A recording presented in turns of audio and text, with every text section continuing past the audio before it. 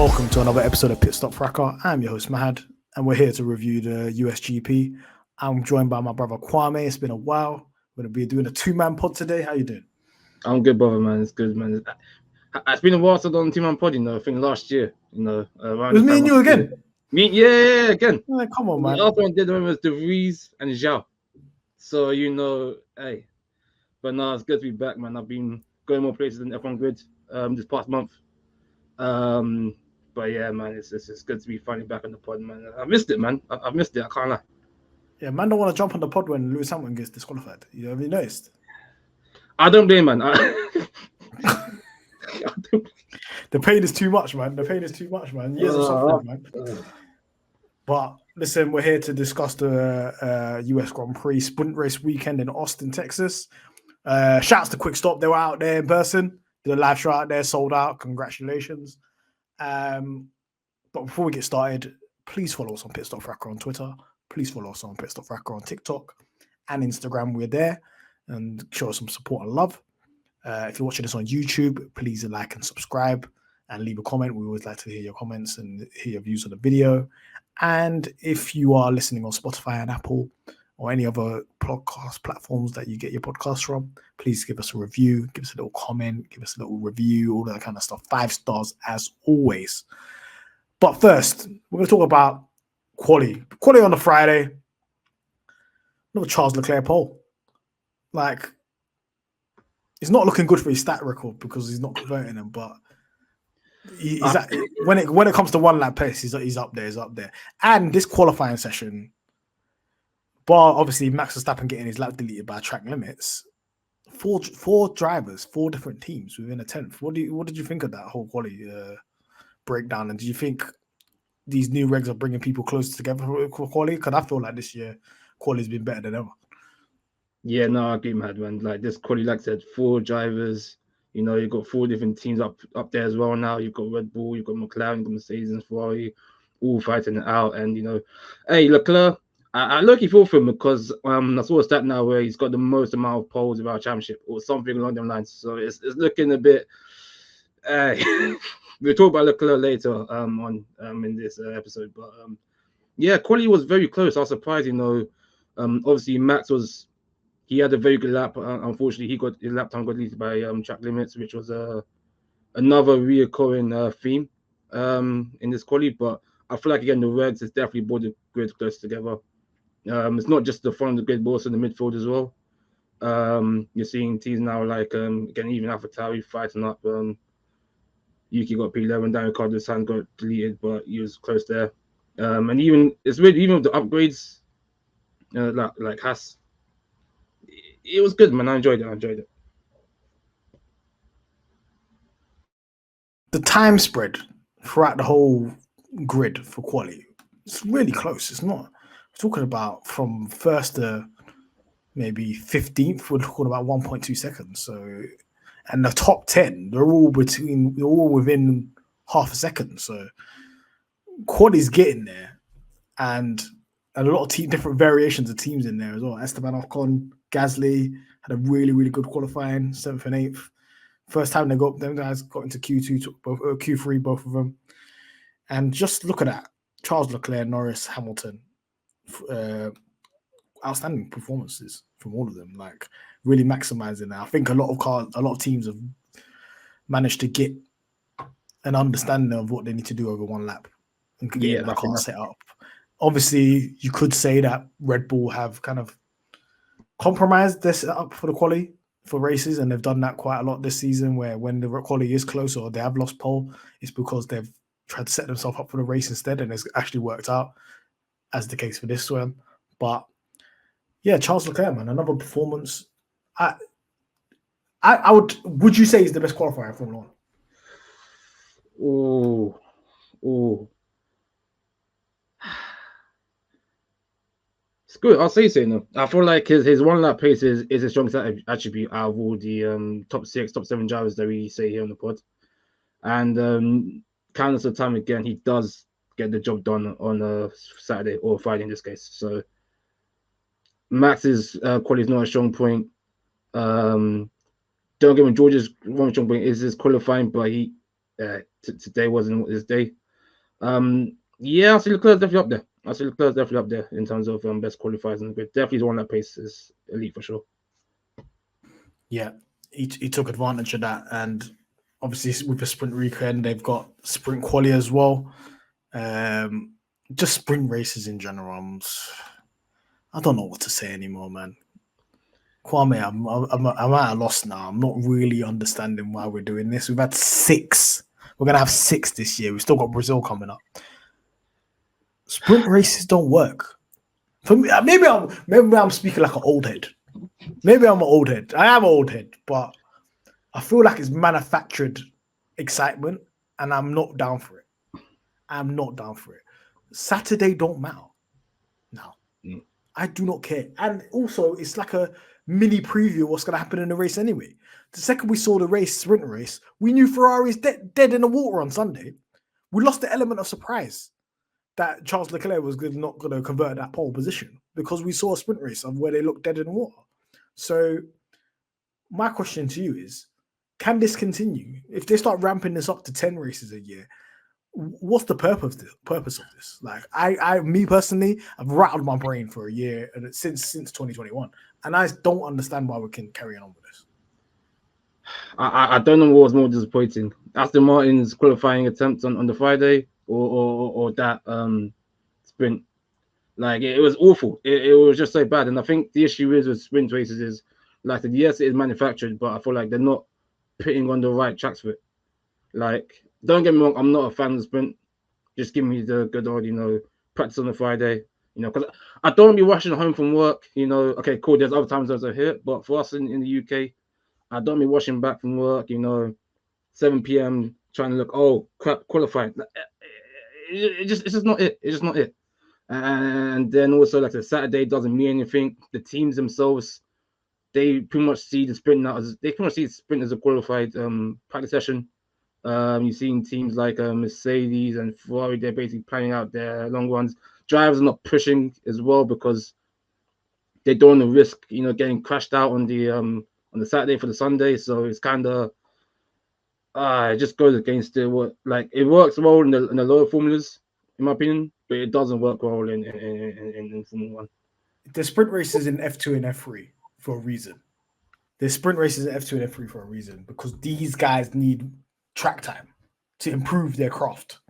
We're talking about the best 20 drivers in the world. We don't need a sprint race. They don't need a sprint race for extra points. At least switch up and do reverse grid like F2, F3. Like, you got to switch this up. If you're going to carry on with it and assist with it, because me personally, what you're doing is taking away from the setting up of the car and making the car and the Grand Prix the best as possible, right? These teams have a practice session for a reason, to set up the car so it's perfect. We saw teams like Aston Martin say, we had a stinker on Quali, that's it, our race is done. We didn't even get practice because the brakes was dusted. So our weekend is done, we're using it as a testing session. We've got teams starting from the pit lane just so they can get the setup right, because they got it wrong, because they didn't have enough time. Red Bull had to compromise their setup. We got Ferrari and Mercedes getting a driver disqualified because they messed up the setup. You see how the knock-on effects of having a sprint race and lessening the practice time has on these teams. Why go into Parc Fermé? I don't understand any of this. It doesn't make any sense to me. If you want to increase, what we need to do is we need to build up to the spectacle of the Grand Prix on Sunday, right? So what you need to do is build up the jeopardy for that, right? You have to say, okay, instead of having 3 practice sessions, you get 1 hour and a half. And then you go straight into quali in a race. Yeah, you get an hour and a half on a Saturday morning practice or Friday. You get quali on a Saturday and you get the Grand Prix on Sunday. There's the element of unknown. People are trying to analyze the practice data. I don't know what's happening. I'm trying to get some race pace data and so on. You're losing that element of drivers getting time to do what they need to do and teams getting time to do what they need to do in terms of setup. And the anticipation of the Grand Prix, because you have to make the Grand Prix the star of the show. It's the Sunday, right? If I already see the race on Saturday, what do I care about Sunday for? Right? Yeah, more points are on the line, but it's going to be the same movie played out. This cannot carry on. This cannot carry on with these sprint races. We can't do this. I know it's a spectacle for people that go there because they get an extra bang for their buck. When we went to Bahrain, we could have saw another race if it was a sprint weekend on a Saturday. So you're feeling like, oh, I got my money's worth here, yeah. But for the collective who are watching this worldwide, it compromises Sunday's race, and it's stupid.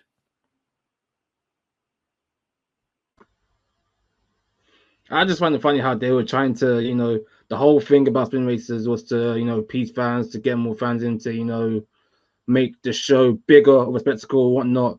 But in reality, they've actually taken away from the spectacle on the Sunday, because now you've got an extra. You've basically got the preview. You've got the trailer of the movie. You've got the spoiler. It literally is a spoiler, because from there we saw, like I said, Ferrari, their long ones are going to be dusted. We saw that. Okay, cool. Red Bull gonna just Max, even though he qualified P6, he's gonna just catch up with the field and he's just gonna fly away. We kind of saw what's gonna happen on Sunday, so it spoils the surprise, it spoils the excitement for the fans, and and the track as well that Kota is, it doesn't work well for a sprint format. Brazil, okay, cool, I can get it with Sao Paulo, but with Interlagos, just the way the track is, but with Kota, I'm not here for it. I'm not here for it. If they're going to do this, that man did a sprint race in Spa. These men are criminals. Gee. They did a sprint race in Imola. We can't overtake anyway. Well, I don't understand what the purpose of any of this is. Like, we knew on Saturday what the order was. We knew that Ferrari, Red Bull was the fastest. We knew that Mercedes was second and McLaren were third. Then we got McLaren and Mercedes on the front row, and people are acting Pikachu shocked. Oh my God, they didn't win the race. Well, of course, we saw the race from before. What are you talking about? We saw this already. I don't understand why people are doing this element of swag. Literally, the only bit of excitement in that race, in the real race, was that Max Verstappen had brake problems. That's the only jeopardy that caused. If he had no problems, like how he did on Saturday, he would have won on a canter. It doesn't matter if he finishes 6th or not. He would have just cooked anyway. So this is just manufactured entertainment. You might as well put sprinklers on the track. You might as well do indoor racing and put sprinklers on the track and do that. Or do reverse grid, or put them all in go-karts and tell them go around and record it. Do something different. The sprint race is not popping. It's for junior categories, so they can learn how to do Grand Prix racing properly. The funny thing about the sprinklers is that the best sprint races have been in the wet conditions. Yeah, when it was Spa. Spa, yeah, that's been the best one this year, in my opinion. I don't know if they need to get hose out or something, but I'm not for these sprint races. I don't know. You guys in the comments, people that are listening to this, let us know if you're for sprint races. This is not it for me, mate. This, at least give me one shot quali. Do me something different. One shot quali, do something. Jeopardize and put more points on the line. Say points are like from 1 to 15, so people are worth it. If I'm a backmarker, why am I in a sprint race? What do I care? Fact, and nothing as well, because you see these men how obviously now sprint is just top 8, so you can see the backmarkers team, they're not going to push as much, because it'll make more sense if, let's say, the backmarkers, your Williams, your Hasses, your Alfa Romeos, if they saw something in line, they'll push.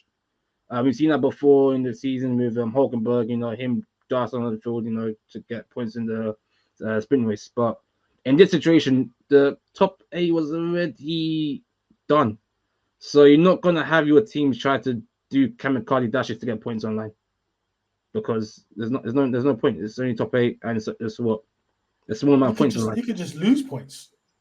That's the issue. Oscar Piastri going backwards because the tires were cooked. But guess what? Because there was no tires left, he had to use the old tires from practice. This is what happens. I saw one argument though. They were saying that possibly that they should think of doing allowing pit stops in sprint races, but then again, that goes against the whole point of a sprint race. But I saw the argument. I feel like, why are you pitting? You meant the flat, exactly. Unless you're saying mandatory pit to a different compound. Boy, they're clutching us towards it. But then you got to extend the race. You can't do 19 laps. So you might as well do 28 or something. Now you're going to a feature race. Then it's just an F1, F2 feature race. Yeah. I don't understand any of this. I mean, I know the drivers don't like it. I know they don't. Max Verstappen despises it. It's so pointless. I used to lose the It's so interview. That guy pointless. did not know where he finished his sprint race. He didn't know. No, he did not care. The guy finished like 9 seconds ahead. We already knew the preview of that. Once Max qualified P1, like these men don't even know how much points they get for sprint races. They don't care. So why should we care as fans? The minute Carly, I want you arrested immediately. I've had enough of this shit. It's pissing me off. Just get rid of these sprint races immediately, man. Because we can't continue to do this. And I'm going to say this. If I on a Brazil pod as well, I'll say the same thing. I don't care if Brazil had bangers. A sprint race because Lewis Hamilton recovered a couple of places. He was on a rocket ship. He was on a rocket ship and he recovered to what? 5th or whatever. I don't care. I don't care. Get rid of these races. This is artificial racing, man. Same way I'm old school. I say get rid of DRS. Get rid of the sprint races as well. I've had enough, man. At the end of the day, it's just sickening. So that's my say. Let's move on to the actual race itself. Even though we saw the preview, winner Max Verstappen, Hamilton second, Charles Leclerc third. Mercedes, interesting race today. Interesting race in Qatar. Don't particularly understand the strategy they went on. It was kind of halfway between a one-stopper and a two-stopper. They seem to be like, it's like an improv class in terms of their strategy. They don't really commit to anything beforehand because you can tell quite quickly that Red Bull are doing a two-stopper. They committed to it quite early. They probably had that in their plan from Friday that they're going to do a two-stopper. McLaren used all their medium tires and used no hard tires in practice. So they already committed to do a medium hard. They already committed to doing a two-stopper in that race, but they kind of left themselves open just to see what the deck was like on the hards. But Mercedes, what is their plan, Kwame? I feel like their plan was just to react to what Red Bull and McLaren were doing. Because if you look at the pit-stop rounds, they were always behind Red Bull, McLaren. So I felt like it's kind of dumb because we all know Qatar is a two-stop place. One stop, you're going to be like Daniel Rick. 3 stops, you're not going to get. It's not going to be fast enough. So 2 stop is the optimal tire strategy here in Qatar. I felt like because they saw Max fly ahead, Lando was ahead at the pit-stop points in the race. I feel like Mercedes thought, let's try to be different. Let's try to do something that they're not doing, but that's not going to work. And it didn't make any sense because they were faster than the McLaren, so they need to do anything alternative to them. And then with the Red Bulls, again, like we said, towards the end, Max, they probably know, but Max was having issues with braking. And also, Lewis was lapping fast. So it just didn't make sense on what they were doing. I thought they were just playing catch-up the whole race. And again, it's another day, another Mercedes strategy howler. I don't think they react to what they did. I don't think they react to other teams. I think what was happening was Red Bull and McLaren are reacting to each other. And Mercedes is just doing their own thing and hanging out there and seeing what's happening. I genuinely don't believe they understand what's going on in the race. Because you've kind of committed to go long, but you're going to do a long two-stopper. There's no such thing as a long two-stopper. I don't understand. You just you pit near the same time as the Red Bulls and the McLaren. Like, yes, first stint when Lando Norris was on mediums, he was lapping at a similar place. So you're thinking, what we're going to do here, we need to get an advantage here, yeah? The second Lando Norris put them hards on, and the plan for McLaren was, we're going to go medium hard. Let me see what the hards are like. Nobody's driven the hards in a race condition. The hards ended up being shit. So at the beginning of the stint, McLaren were like, we're our battles with Verstappen. Then they realized the hards are shit. So they boxed really early, but they only had hards left because they had no mediums left, right? So then they realized, our race is with Hamilton. Yeah. By then, Hamilton was how many seconds back? Way back. It didn't need to be like that. You would have been ahead of Norris if you just did a conventional strategy. You didn't need to do the whole, hammer time, Lewis, inshallah, whatever. You didn't need to do any of that if you could simply just do the mirror strategy and do pit stops correctly. They did neither. And the pit stops, we've been saying it, Kwame. Boy, stinkers, man. I think they must be worse than AlphaTauri pit stops. They're not good. You've not been good at pit stops since 2021. This is unacceptable. You're in a race condition. People keep on telling me that it doesn't matter. We just need to make the car faster. This is the margins. If you have a car that's similar, you lose the race if you can't do pit stops.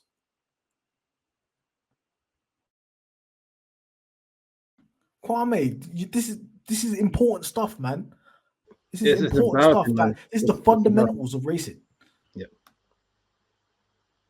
Like, so what was your thoughts on Mercedes' performance today, in USA in terms of strategy and pit stops? Yeah, the strategy in pit stops were joking. It's what let them down. They could have actually been in contention for. Like Lewis had the pace. I'm not going to talk about his teammate because he had another stink of a race, but Lewis himself was in contention for. He had the pace to be up there with Max, but the strategy of the team just let them down. They didn't have any plan of strategy. Again, the going long. It made no sense because going on a long two-stopper, like it didn't make sense. It didn't because again, Max came in early first time. Lando came in early first time. You should be going around where they were, but you instead pitting along with Sainz and Perez, but they were on the longer, harder strategy. So you were pitting. You weren't pitting with teammates basically. You're pitting with the guys behind you. The correlation just did not make sense. And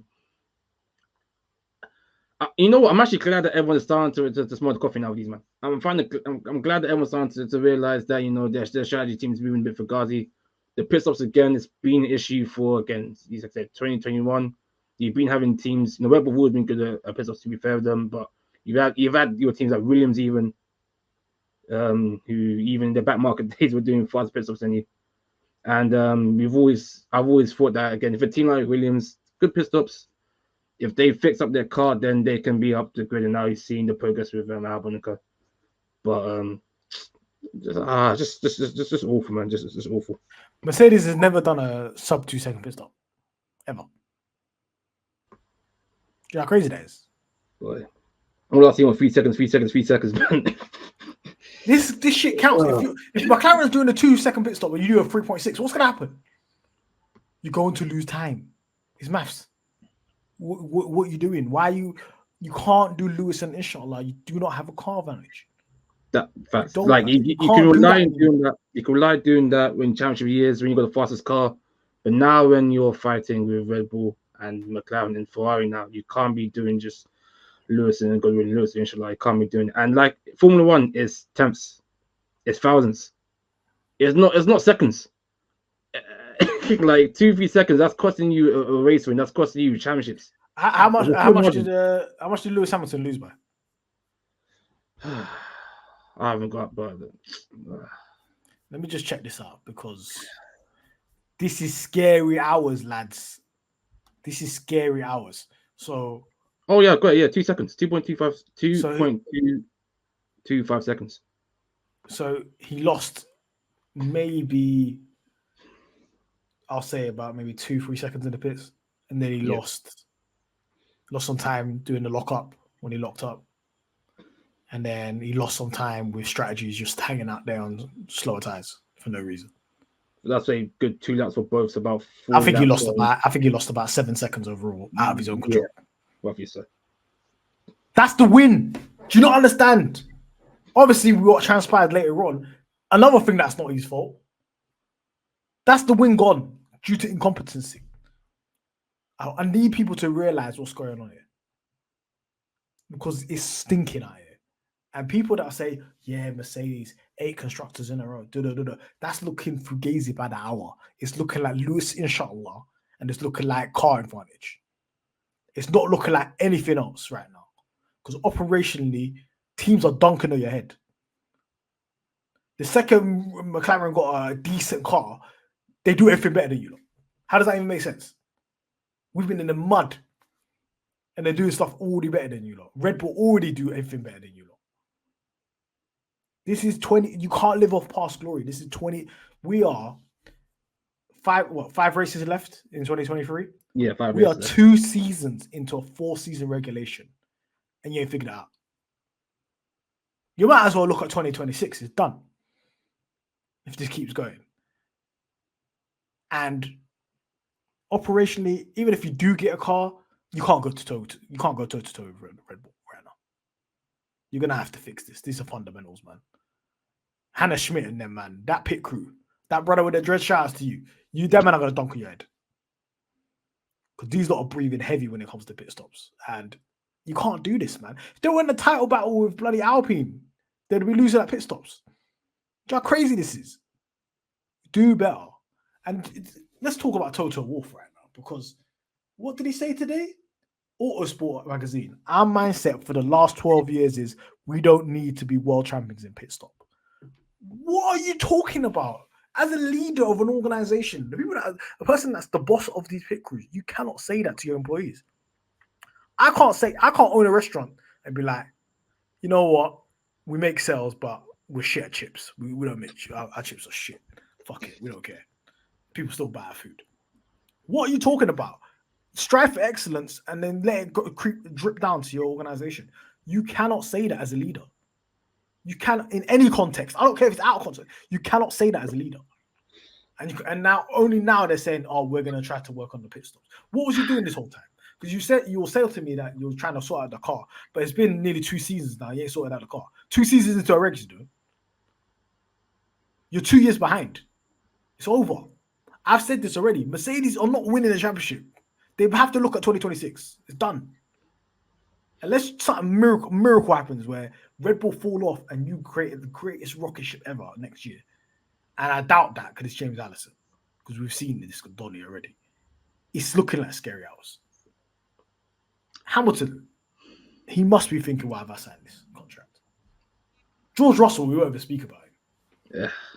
People will say that, Mercedes look rapid, because Kwame, people say Mercedes look rapid because of the upgrade, right? They had a new floor. Yeah, new upgrade, this week, yeah. Then we see George Russell's performance. What's your thoughts on Russell? He had a very bad race. Still to now, I don't know if there's an issue with the car. I'm trying to give him a benefit of doubt. Doesn't look like it. But his pace this weekend was just off. Like he just fell off the cliff. Like his qualifying was poor again with respect to Hamilton. And then, this race he was fighting with he's fighting around with Perez and he's getting stuck behind it. It was just he could overtake Charles Leclerc now. That dead tires on a one stop. No, it was looking poor, man. And even Charles himself was the same guy, who had to have team orders to let Science through his teammate through. To be fair with Charles, even Perez only got him towards the end, and Perez was lapping faster than him throughout. But that's another guy we will go into. Yeah, we'll talk about Perez. Don't worry about that. Yeah, George, it's just a bad race. Like Lewis, Lewis, his team shagged him. His team shagged him. The strategy, he could have won. Lewis is nothing he could have done, but with George, he could have, done way much more better, and his team wasn't really doing anything against him for him to fail. If that makes sense. His was his own doing this race. I keep it frank. If the upgrade is working how you think it is and it's transforming, what happened to George Russell? Because what upgrade should do, i.e., let's say for example, when the upgrade was put on Oscar Piastri's car, straight away he was top 3. He nearly got a podium for Silverstone. You're supposed to raise the floor, not the ceiling. You're supposed to raise the ceiling, but you're also supposed to raise the floor. Yeah, and raising that floor of the performance is obviously the weaker driver, who is George Russell. George Russell did not perform. Lewis Hamilton was driving out of his mind. That's what that performance was. This isn't this is a new dawn, this is a new age, whatever. This is just Lewis Hamilton driving out of his mind. Max Verstappen having brake problems. Lando Norris and McLaren having deg issues with their tires. And Mercedes taking advantage of that. And in those moments, that's where you need to perform in terms of strategy and pit stops. Because that's where the people in front of you are lacking and you can eat them alive and get that win. And they decided not to do that.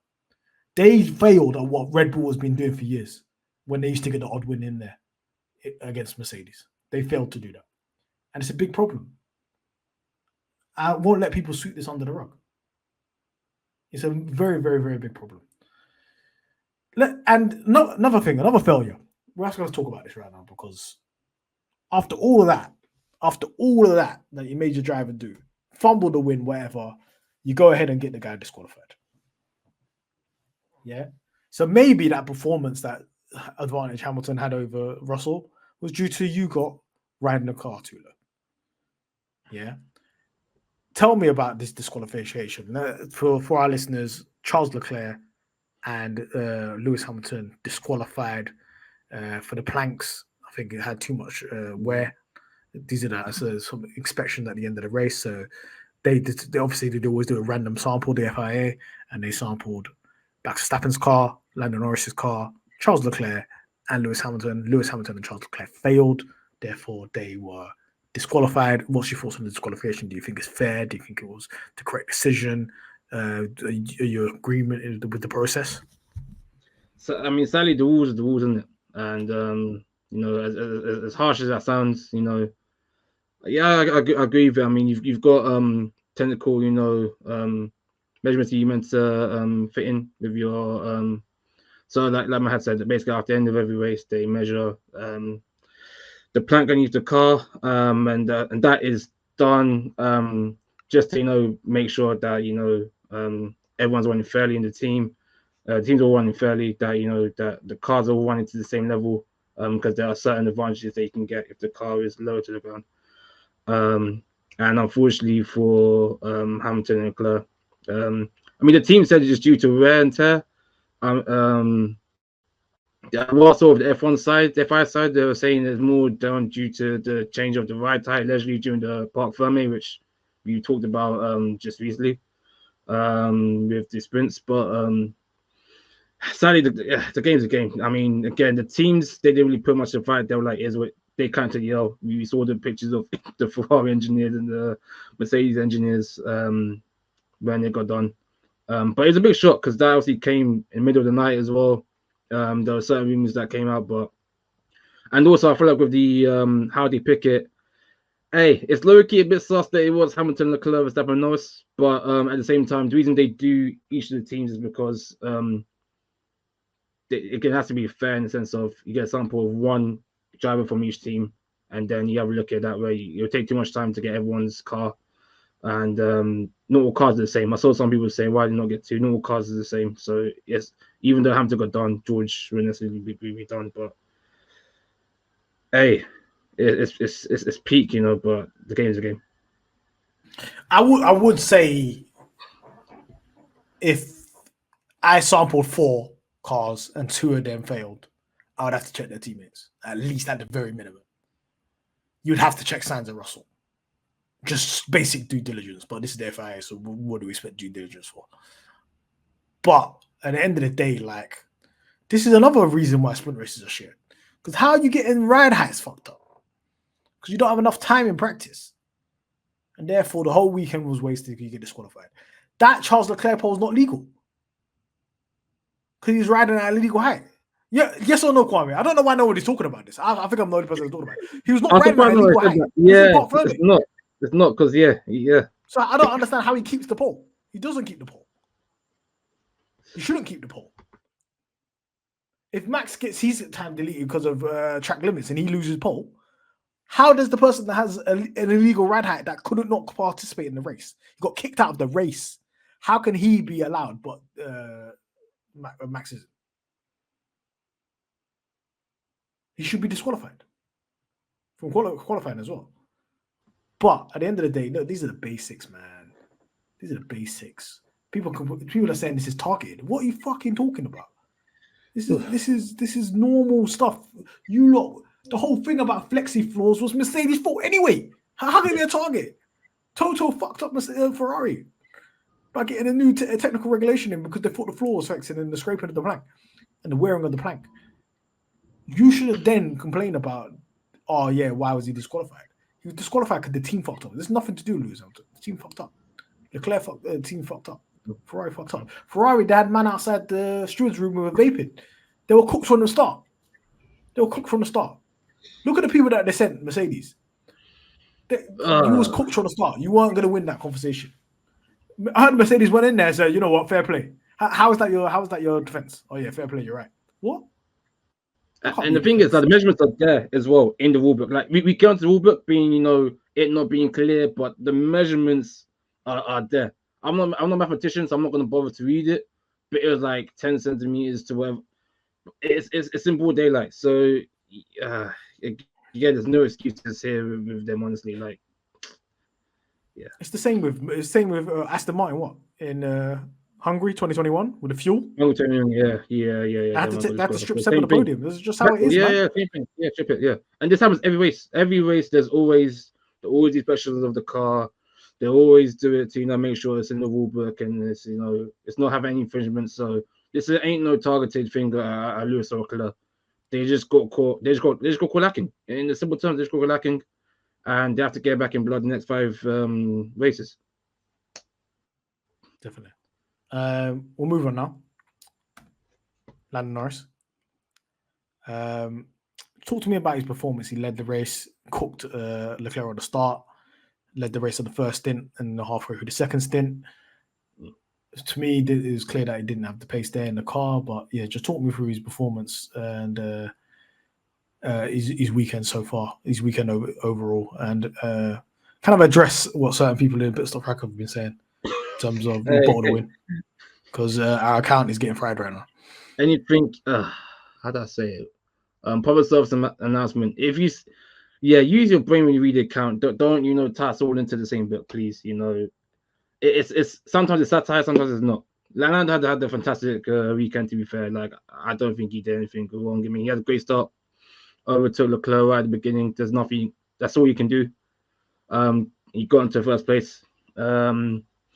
He had a very good first stint. I mean, yes, he had Max and Lewis. Luckily for him, Max and Lewis, who was next competitors, dropped off at the start. So that gave him some more breathing room. But again, he was flying on their mediums on the first stint. And then obviously Max decided to pin early, lap 17, and then Lando pinned the next lap onto the mediums again. But after that, he did well, and then obviously Max caught up with him again by around lap 29. And then by that point, because I think by that point Lando locked up, I remember, to the corner, and that's how Max got him. And after that, he tried to overtake him. I mean, Lando did his job trying to, defend Max, but it wasn't enough. I was joking on my account as well when I was saying the guy off cheeks, and no, he did his job. Unfortunately, Max got past, and after that, it was kind of an uphill battle from there. It was, I say, uphill battle from there. Then Lewis was catching him fast from the second stint, got him again, and then he just held his own from there. He got the podium finish. Luckily for him, due to disqualifying, got up to P2 from P3. He had a good race, in my opinion. Yeah, had a good race. McLaren can be proud of his race. Especially what happened with Oscar in the first couple of laps with Ocon and George, him getting tangled. He brought up points home. Yeah, look, what's that? 4 podiums in a row now. Yeah. What you can say is bloody consistent. If he gets a fast car and he's anywhere near the front, he's always on the podium now. So he's delivering with the machinery that he's got. Real issues with the slow speed corners because of the car and the characteristics, which is probably going to get remedied when we get a new chassis next year. But yeah, to me, it was a good performance. He maximized the result, man. It was third/4th fastest car. Sainz was catching him at the end. So the pace difference between McLaren and Ferrari wasn't that big. But just he was able to get into clean air. That start was crucial, getting in front of Leclerc, and managed to see what was going on with that, and managed the race, managed the gap as well. Not that people were closing him down, especially Hamilton. It was not like he was closing him down crazy in the first stint. Then once he got put on them hard tires, that car, it was a bit of a gamble to say, oh yeah, we're gonna do medium hard, considering we had no idea what the pace was going to be on the hard. The pace on the hards was horrific. The deg on the hards were horrific. The second he saw Max behind him, they literally said to him, "Oh, let's box. The race is over. Your race is not with Verstappen anymore. It's with Hamilton." So he maximized what he could. Obviously, lock up here and there, not too good, but it's just the characteristics of this car. Me walking into that weekend, I never expected a podium. I was thinking top 5 maybe, just because of the way the track's laid out. But yeah, I think it was a good performance. I think he's a top performer right now in Formula 1, for sure. Yeah, for sure. When you Definitely consider most consistent. we're gonna have the Lando Norris George conversation soon because George was in a car that was capable to go toe to toe with him. Where was he? Because Lewis Hamilton was going toe to toe with Hamilton, but where was Russell, the person that's supposed to be better? In machine, it's not like he wasn't in machinery that could go toe to toe with him. He just wasn't there. So I ask you again, people out there that hang on to this Brazil win and say, yeah, because he's got a Brazil win, he's better than Lando Norris. Where was he in the USGP? Lewis Hamilton. It's not everyday wins. Where was George Russell? Lando Norris has got more career podiums than George Russell, which is kind of scary considering Lando Norris was in a bloody Fanta box. He was a Fanatin, not Fanatin. Don't know. Jaffa cake. I don't know. Something orange. He was not in a good car last year and this year. You've got one podium this year, George Russell, Mr. Russell. You've got one. Oscar Piastri's got more podiums than George Russell. Let's have that discussion rather than a Lando Norris discussion. Yeah? I'm talking to you, Chris. You get me? But moving on from Lando Norris, somebody that is performing to somebody that isn't performing, Perez. Where do we go from here, man? This was an opportunity. I heard he was in the simulator 3 days. And he's like, he's never in the simulator. He's in the simulator 3 days. What's going on with this guy, man? He got cooked. Both races, both quali sessions. Is his time over? People are saying that he's not going to start 2024. I believe he's going to start 2024. What do you think? I think he will start in 2024. Don't get me wrong, but I think Red Bull, and if he's, let's say, if McLaren or Mercedes or for someone has a half this competitive car, and let's say if it's Max against Leclerc, or Max against Hamilton, or Max against George or Lando, whoever, and Perez is not there for the first 5 or so races, I can see them switching up straight away. Because I feel like now they're starting to get to the point I can see them they're starting these patience with him. And it's peak because it's the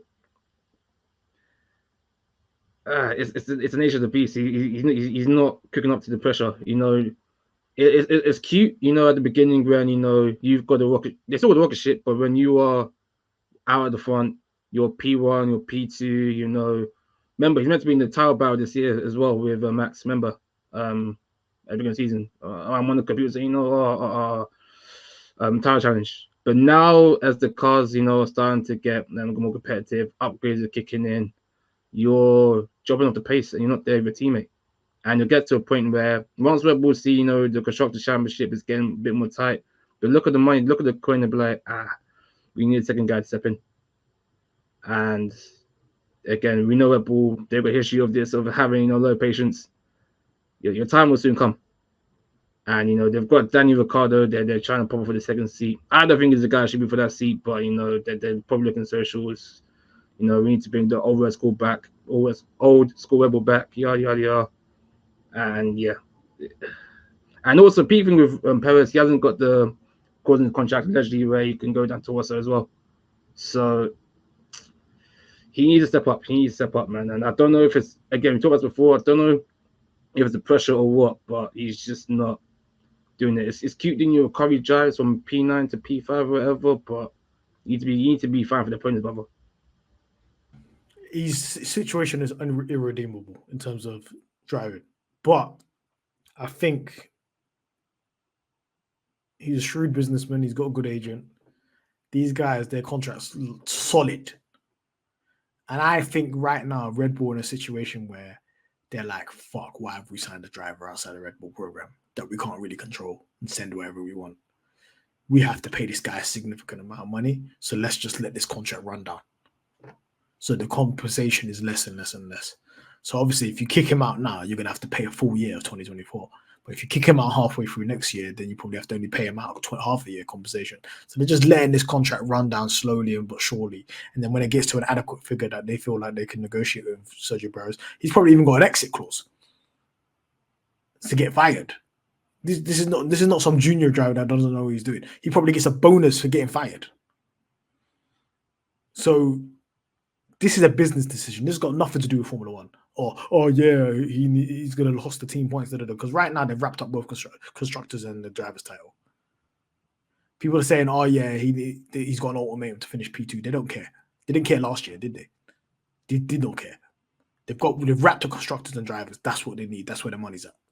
So their plan is right now is just let's see this contract out. That's all they can do. And Sergio Perez is probably going to get another contract from another team. He's not going to retire. That joust seat is waiting for him. He'd be at Alfa Romeo. So Audi or Sauber. So he'll fall himself into another situation. I don't let this situation perpetuate. Why did I forget to speak? Why did I forget? Perpetuate the notion that Perez is absolutely dog shit, but it's not. You're going on. Max Verstappen will make you look dog shit. We've seen it before. He made Gasly look dog shit. He made Albon look dog shit. And here we are. I won't be surprised if he goes to another team and actually improves and it looks good again. But this chapter's closed real soon. And it's just a matter of time and finances. And they're glad they read Ricardo. Ricardo signed a death row contract with these lot. He's like, yeah, I'll do whatever I want. I'll do whatever you guys want. He's like, let me back. He's like, let me in. He's their he's their older, experienced Red Bull Academy driver. That's what they've got. So if he goes to things out, they'll just dash him. This is where we're at the moment. But Sergio Perez got more race wins than Charles Leclerc. Got a shitload of podiums. He done what he needed to do, man. Help the team. He was hired to help Max Verstappen win championships. There we are. He's done his job. That's the bottom line of it. Whatever anybody says, that's his job. He's done his job. You lot have a fantasy of, oh yeah, the second driver and the first driver need to be close to each other, blah, blah, blah. Then you are crying about George and Howard. You can't have it both ways. So Red Bull quite clear about what kind of relationship they want between the first driver and the second driver. If this season was a situation where it was closer, then it would be a compromise to have somebody like Perez in the seat because he's not performing as the way, like, let's say, for example, your Mercedes or your McLaren or your Ferraris. If they were in a straight toe-to-toe battle, it might get techie. But then again, it didn't get techie last year, did it? When they were doing a toe-to-toe battle with Leclerc and Sainz. So it swings and roundabouts. But moving on from Perez, we'll talk about this guy, Mr. 50 wins, Max Verstappen. How do we describe this performance this weekend of Max Verstappen, man? Well, I think we're witnessing somebody that's becoming. He is one of the greats. We're witnessing history. Yeah, I mean, statistically, he is up there. It's just what now, Prost and then Vettel, and then Hamilton, Schumacher's also. So Vettel's 3 wins away. That Arasia's going to hit that crack away. Yeah, it's scary. It's scary. So statistically, he's up there. 3 world champions, boy. You want the superlatives to give him, 50 wins. We had the prediction in the Pitstop Fracas group chat. I never would have thought it'd be 50 wins this season. I never would have thought it. And doing the style he's done this year as well.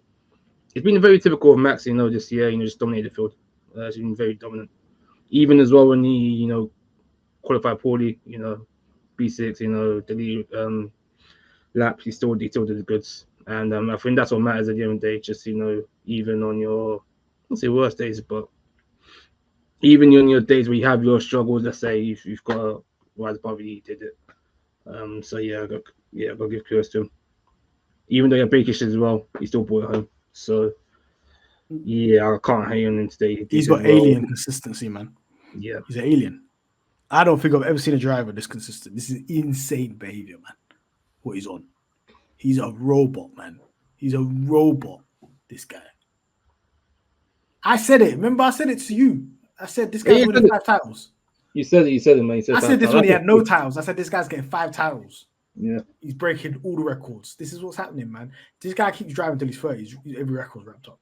Unless Lewis Hamilton gets some rocket ship out of nowhere. Every title, every record's get wrapped up in terms of wins and poles and all this shit. Maybe not poles, because he still needs to work on His that. pole is a bit lacking, but yeah, his wins in possibly championships and podiums. Yeah, This weekend was one of his best drives. Up there with Miami, up there with Japan. This is up there. Faultless. it was very controlled. And at the end, he had the brake issues, and he had high deg. He was on hards as well as with Lando Norris. Them tires are shit. He said it after. He said that I don't even know how him and Norris were talking about how shit those hards were. Them hard tires are horrific, and he still managed to eke it over the line and get a sprint race win as well. On top of that, that's happened, everybody, man. An all-time great, man. This guy's going down the top 3 all time. We're witnessing history. We need to appreciate it. That's what I'm saying in it. Other people on the pod might not say this. I'm saying this, but I've been quite consistent about saying that. Before we go, driver of the day. Yeah, I'll give it to Lewis, man. To be honest with you, I'm going to stick with we'll give it to Lewis. Again, I feel like his team trying to screw him over. He got it into P2. Yes, he got disqualified no forward zone. I feel like he, apart from Max, was the best driver in the grid. So I'll go give it to Lewis.